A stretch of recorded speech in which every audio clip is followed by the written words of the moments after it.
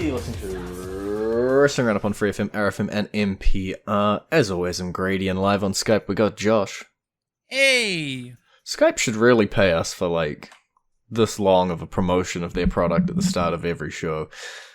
Haven't thought about that, but you're not here to listen to me talk about Skype, you're here to listen to me talk about professional wrestling, and we have our big main event set up already for the pay-per-view that shall not be named, but it looks as though Roman Reigns has his next challenger, which is at least the piece that we will discuss. Yeah. It's a big match. Honestly, there wasn't a lot of people that you could put Logan Paul against, really, at this point in his career. And you might as well just go for the biggest match you can get right now. Who's bigger in the company than Roman Reigns? Yeah, it is definitely big. I've seen some people walking around complaining about it, but you can't... Nobody can come out with a straight face and say that Logan Paul versus Roman Reigns isn't going to draw money.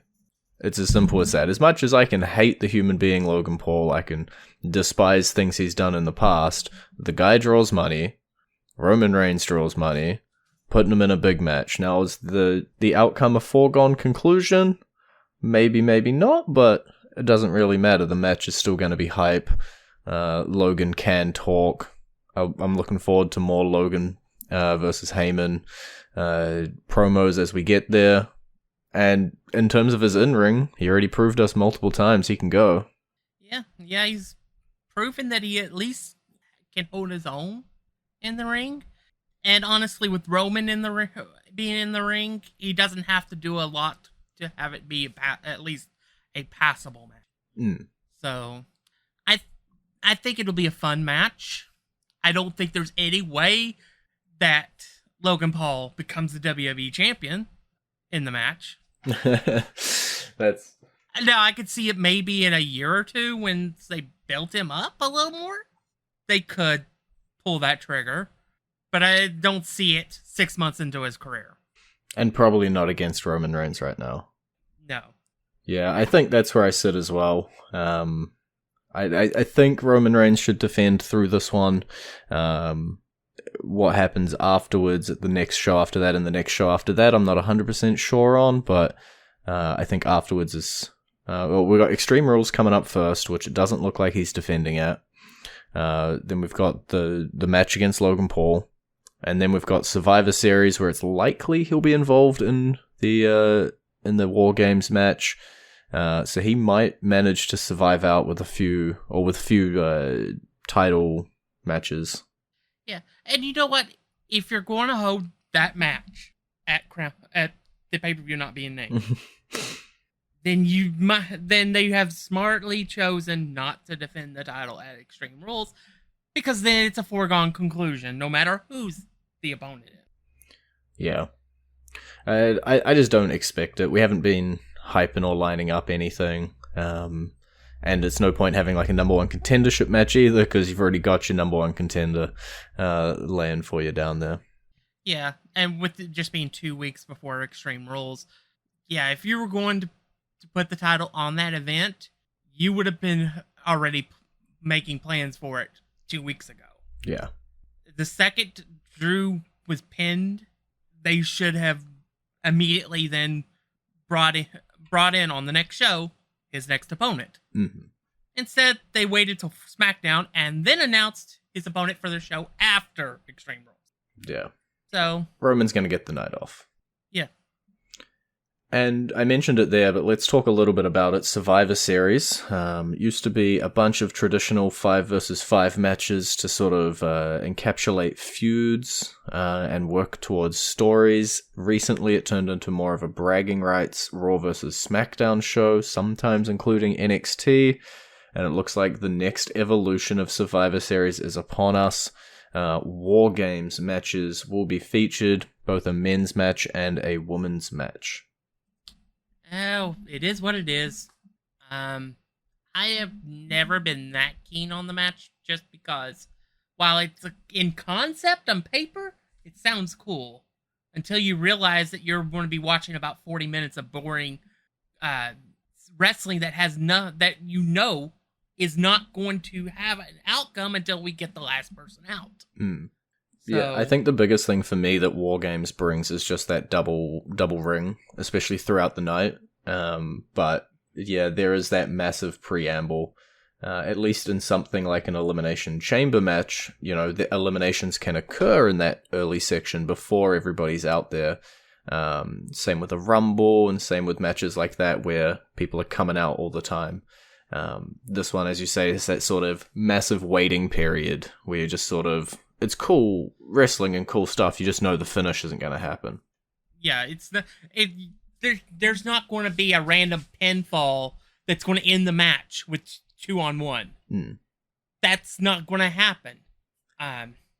Because the entire point is to build into however many end up in the match. It's been under multiple forms. Because it's been, even in WCW, they didn't have a set formula. Sometimes it was 5-on-5. Sometimes it was 4-on-4. I think one year they had 3-on-3. In NXT, I think they had 3-on-3-on-3, if I recall. So, yeah, I mean, it's a cool concept. Visually, it's cool. I will say this. It does set up the double rings.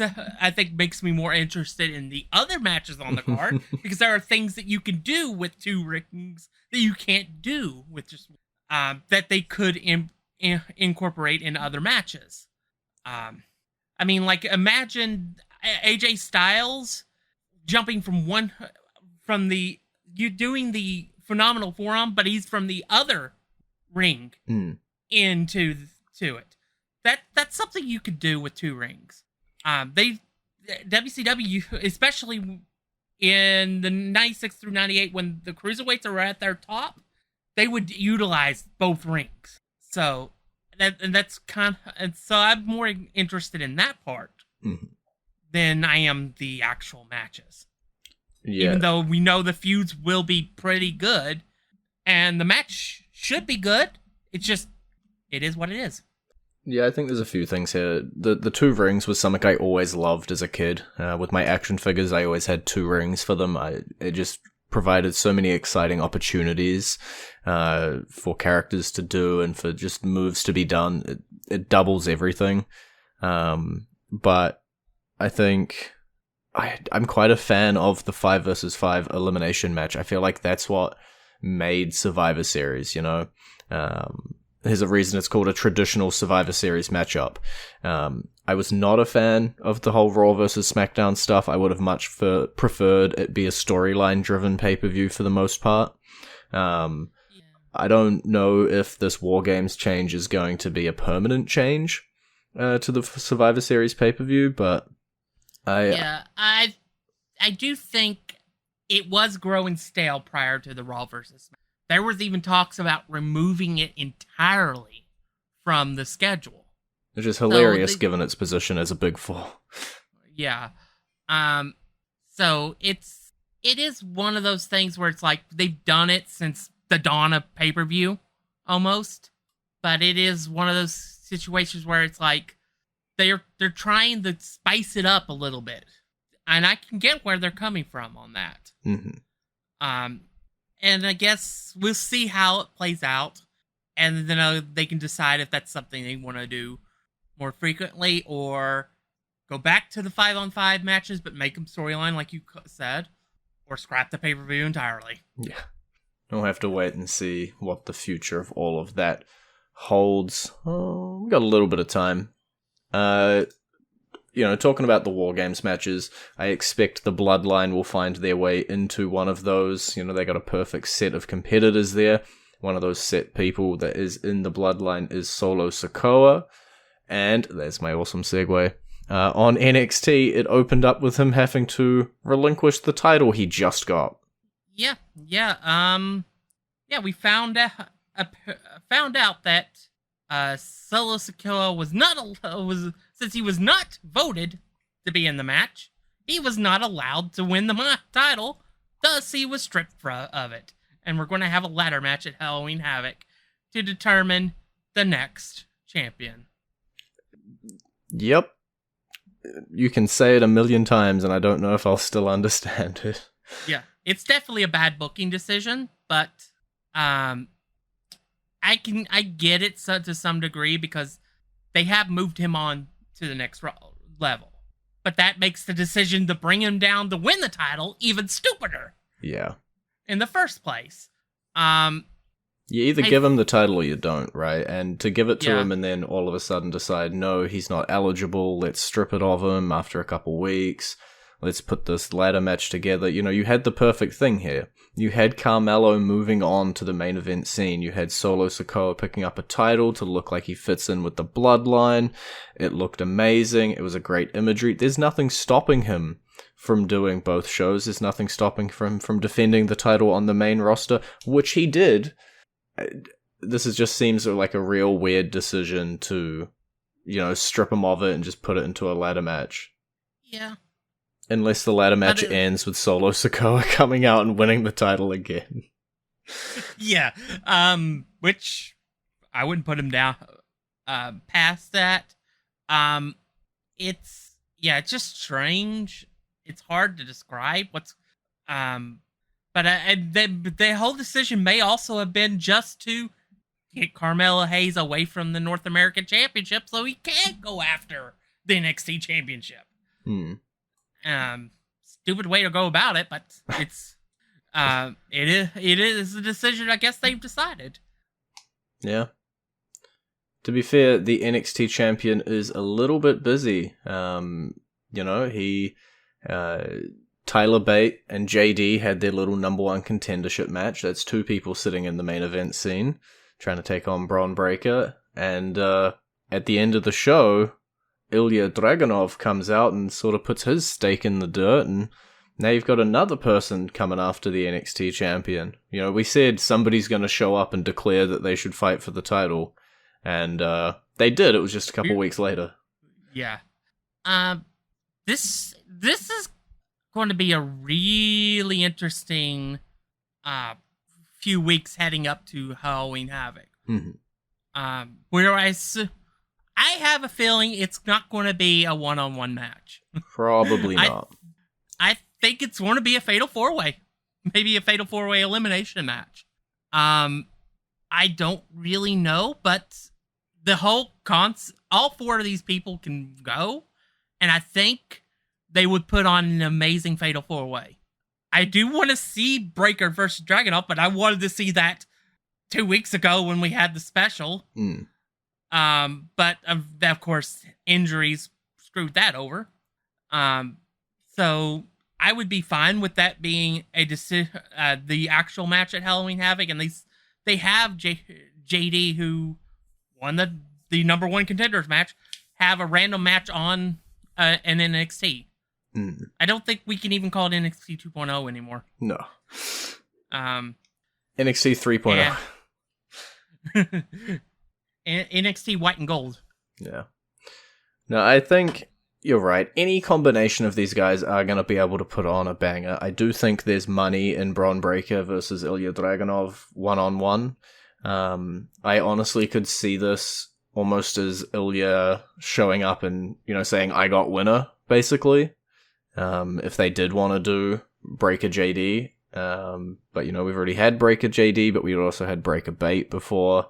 So, yeah, I don't know exactly what sort of combination and bits and pieces we're going to get, but the NXT main event scene is in good hands.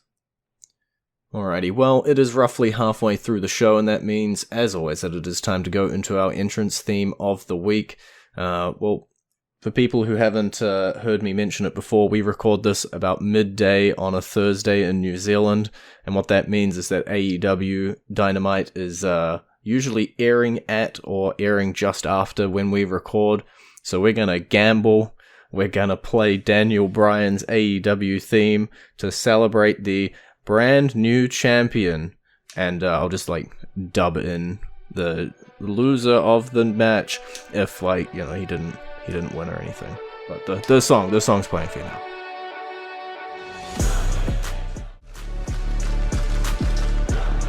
And you're back to Wrestling Roundup on FreeFM, ArrowFM, and NPR. Where we left off, there was a lot of NXT stuff, but let's hop on back over to the main roster. Damage CTRL, we talked about there being a female War Games match. I could definitely see Damage CTRL playing into that, but Bianca Belair looks like she's got her next challenger, and they're moving fast ahead with Bailey Belair. Yeah, definitely is the next step, is Bailey versus Belair. And I do think Damage CTRL versus some combination of Bliss, Asuka, etc. Yeah, Bliss, Asuka, Bianca, etc. Triple B. Yeah, I think that's pretty much a given. We may have to, depending on how many people they want to do in it, we might have to fill out the roster with a couple of extra people. I mean, Mandy Rose would be good to put with Bailey for that one match. Yeah. I've seen a few suggestions, including just smashing a couple of feuds together, like the 5v5 used to, and sort of putting like a Rousey and Shayna Baszler onto the heel team, and then putting a couple more faces over on the other team. It will tie up all of your championships, though, would be the downside of that one, but hey, wouldn't be the first time. No. Also, we got to talk about our boy. He keeps committing felonies, man. Surely they're going to just arrest Dexter again. I don't know. It's kind of hard to arrest somebody when you're too afraid of them. Is Dexter technically a WWE superstar, or is it breaking and entering every time? I don't really know. I really don't know. But this whole thing has been amazing. I don't even know, really. I had these, how are they going to do this? How are they going to pull this off on the main roster? And nothing, even my wildest fantasies, has even come close to what they've actually pulled off, and it's worked. Yeah, they haven't exactly, sat down and told us Dexter's motivations, but you know what he's doing, and he's here to just torment the HE double hockey sticks out of the Miz. Kidnap him, cut himself into the ring to pop out and grab him, show up at his house. He is tormenting the Miz here at the moment and making his life horrible. But why? That's the big question. Yeah, I assume eventually we will get some answers to that. My guess is that in a couple weeks they'll probably do a segment where they actually give Loomis a one-time contract or something, so that they can have a temporary a match, and maybe they'll have a promo. I don't know, but I don't know where they're going with this, but it's been a fun ride. Yeah, I think that perfectly encapsulates Dexter Loomis since he's returned. We don't know where we're going, but we're happy to be on the ride, just chugging along. We'll talk a little bit about him, because we didn't talk too much about him last time. Braun Strowman, he's back, he's smashing through Maximum Male models, he's making an impact, and he's doing the same sort of, I guess, slightly comedy, just big man role kind of stuff, where he worked well in last time. He's just a giant bully. That's where he worked well. Yeah. Which kind of works based on the personality of what we found out was going on behind the scenes before he was released. So that kind of works out. I will say this. It will not be a long match, but I will enjoy every second of Otis versus Braun Strowman. Yeah, good luck, Otis. Good luck. It should be a decent match. Two giant, meaty men slapping meat for about 3-4 minutes, and then they'll show off Braun's strength and have him power slam him. Pretty much it. I think the only problem with Braun at the moment is you got to be real careful how you end up booking him. You know, we don't want to hot shot him against Reigns yet, because he'll probably go down there. We don't want to hot shot him against Walter either, because I don't see him beating Walter. And so I think he's pretty good in this piece right now, where he's sort of, picking on the Maximum Male models or Alpha Academy and bits and pieces like that. without necessarily heading into a title picture or anything like that. It's a slow reintroduction, giving you the character, letting you know the bits and pieces, and starting off. It was obvious with we knew he was there when we saw a car flipped. Because who, in the last 10 years, who else has flipped a car in WWE? Nobody. The closest they came was when Lesnar threw a car door into the crowd. And I think he beamed somebody. He hit somebody with the car door. Yeah. But yeah, that's the closest we've come. And Brod's fine as a character. I just don't know. I think they need to develop his personality more than just, oh, I'm big, strong guy, I destroy things. Because that gets boring after a while. I mean, look at Brock Lesnar's a perfect example.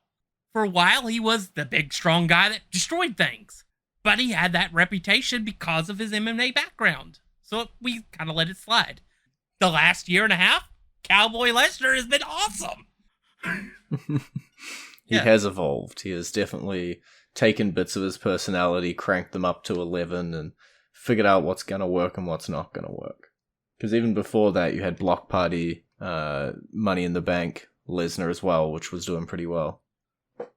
Alright, we're coming to the end-ish of the show. I would say that it's roughly 23 minutes and 59 seconds. I don't remember the exact time code, but we're getting a lot of teasers during live shows, during QR codes at specific time codes, seemingly pointing towards SmackDown, White Rabbit, We've Ruined the World, Demons. What are we getting here? Because do you have any idea that is not Bray Wyatt at this point? No. Bray Wyatt's the obvious. I want to say that I hope like heck that it isn't, just to throw people a loop. But if there's anything that's predictable about Bray Wyatt, it's Bray freaking Wyatt. It is his MO down to a T. Cryptic bits and pieces here and there, not necessarily revealing it just yet. And I don't know. It was also rumored around that he'd head his way back now with Triple H in control, and after having a little bit of a breakaway to, I believe, film some movies and do some other bits and pieces. But yeah, it is entirely possible that, just after this airs on the radio, that SmackDown sees the return of whatever form of Bray Wyatt ends up showing. Yeah, I'm expecting it to be another teaser. And I think it'll be a case where it's something that shows up at Extreme Rules. But I think we'll see we'll probably get a video package at 9:23 p.m. on 9/23 that's more cryptic. And maybe points to Monday, which we get another piece until we eventually get to Extreme Rules and the return of whatever Bray Wyatt or whatever this cryptic thing is about. Bray Wyatt, the White Rabbit, the Fiend, whatever you want to say. The last time they did something like this and people thought had to do with Bray Wyatt turned out to be a comic book for the Teenage Mutant Ninja Turtles. So I do have to remind people. Leonardo debuting at Extreme Rules. So I do have to remind people it may not have anything to do with Bray Wyatt. It could be something crazy like they've teamed up with Disney and they're making a Alice in Wonderland inspired thing for the WWE Network, which is now Peacock. And there's a White Rabbit in it. I mean, it's entirely possible. But Josh, how do you explain the lantern in the back of the Extreme Rules graphic, okay? How do you explain everything? We got Wyndham Rotunda changing his Twitter banner to being him side on with the Fiend mask and a rabbit nose. The theories are running wild here. I have no explanation. It is what it is. If it is Bray Wyatt, more power to him. I hope that he can have a good run, and I hope that he has an interesting run. Not the championship scene. Yeah. Not the championship scene. Let's give it a year or so before we decide to put him in that scene. But yeah, I mean, Bray's always been a fantastic character, but I'm over the cryptic stuff, honestly. Sure. Well, we'll have to wait and see what we get on SmackDown this week, but it is all the time we have for our show. It's been great talking to you.